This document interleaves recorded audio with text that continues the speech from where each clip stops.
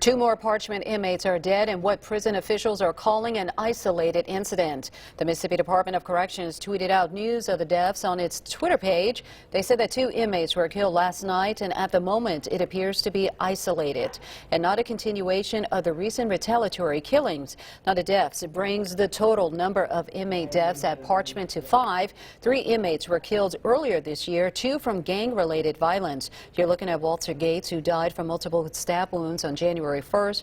Roosevelt Holloman died at the prison's hospital from injuries during a gang-related riot that morning of January 2nd.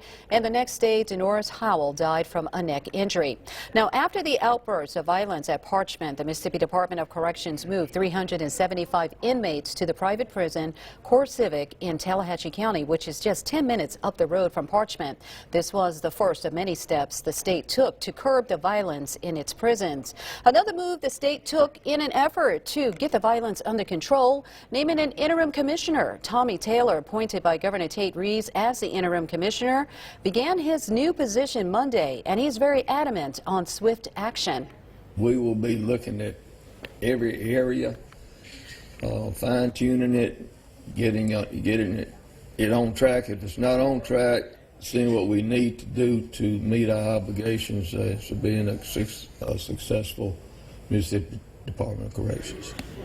Now, Taylor also said that MDOC must be transparent in handling issues and dealing with the public.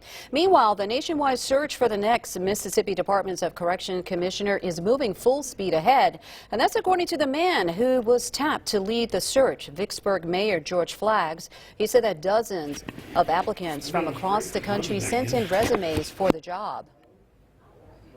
There are a lot of folks want to come in and be a correction commission for the right reason. And that's what the governor wants. He wants you to be qualified, we want you to have had the experience, and he wants you to be passionate about what you're doing so that we can have a pathway to the future. We don't need to pass this on to no other administration. We need to fix it this time and fix it right.